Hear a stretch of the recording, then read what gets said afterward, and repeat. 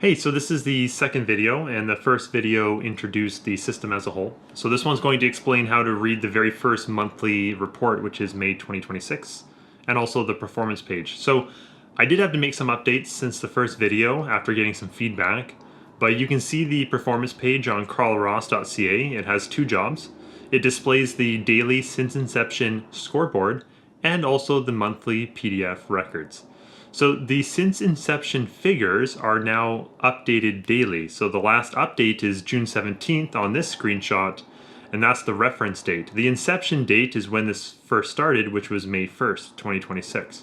So doing a quick analysis on this section already is showing that the portfolio is 7.05% versus 6.24% for the S&P 500 total return, and that's since inception, since May 1st. And this is also Canadian time-weighted return. So the portfolio is currently 0.81% ahead, but the max drawdown is larger.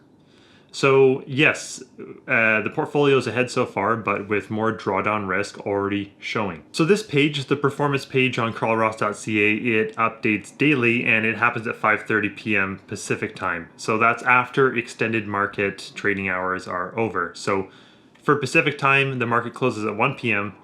and then extended market till 5 p.m. and then this page updates at 5:30 p.m. Let's move on to the monthly report. I read the monthly PDF report in three layers: return, attribution, and risk. So this offers completeness in performance reporting.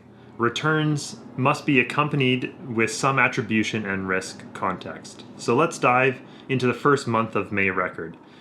It was a good absolute month, but obviously slightly behind the benchmark, 6.04% for the portfolio and 6.61% for the S&P 500 total return.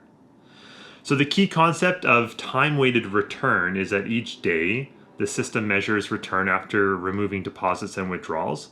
Then it chains those daily returns together, so the figure is meant to show investment performance net of any deposits and withdrawals.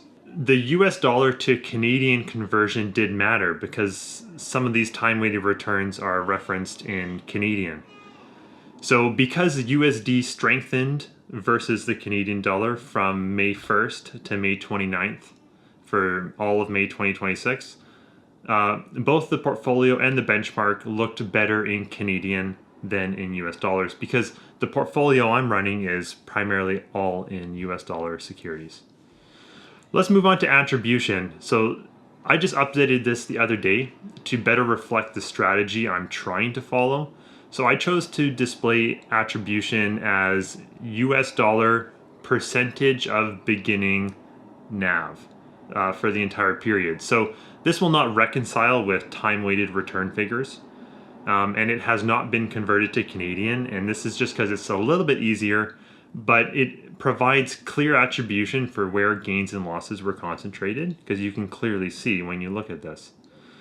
So the strategy I'm trying to follow is a core long ETF underlying fixed ratio portfolio, and this is for to cover the long-term compounding, and then I also put on additional satellite trades, I call them, using my discretion as an overlay. So the reference mix, the guideline for the underlying portfolio, which is not the satellite trades, is 20% SGov, which is just short-term cash yield, 0 to 3 months, 40% S&P 500 through the ETF, 20% gold, and 20% IBIT, or Bitcoin, also through the ETFs. Looking at the attribution report for May 2026, most of the gains came from satellite trades at 4.66% of beginning NAV. And so this is kind of saying I didn't really follow the reference mix. I didn't really have the underlying portfolio set up properly.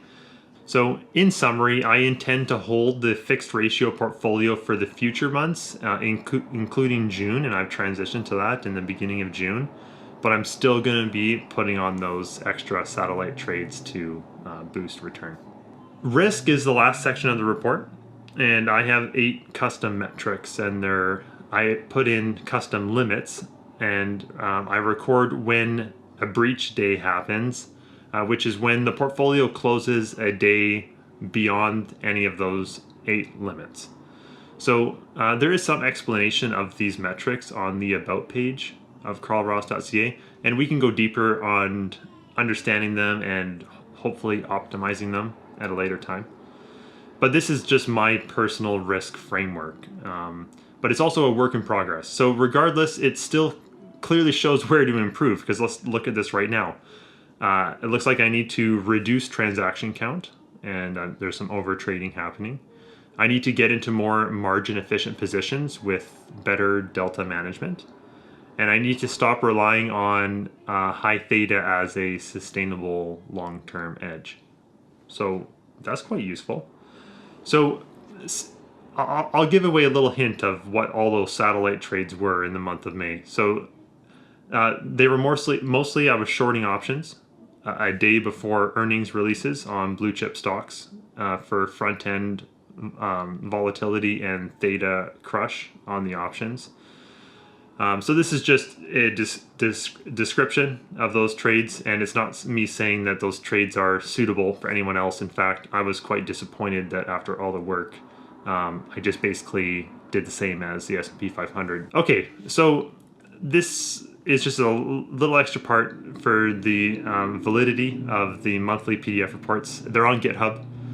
This whole website, carlross.ca, is made using GitHub pages, and so it's a public repository, so you can actually go look at the files that make up the website, including the monthly PDFs that are there. So the public record is not just me typing random numbers on the website, and you can go look at the source of this information, and you can see when I have to go back and update. So I've already updated the May report a couple times. And anyways, if you need to and want to, you can check that out on GitHub. Okay, so with investments, trading, and financial markets, the final message here is there needs to be a clear standard of trust. So that's fairness, accuracy, completeness, and repeatability. And this is the goal of publishing my own public performance record for anyone to look at. So to be clear, this is my own personal portfolio or my family's portfolio. And it's not investment advice whatsoever. This is nothing to do with client results, and there's no recommendations here. I'm just purely trying to be descriptive. And the point is to describe process and show accountability in financial markets and investing. So what still feels unclear about this website and performance page and performance reports, and what would make the public record stronger? Okay, see ya.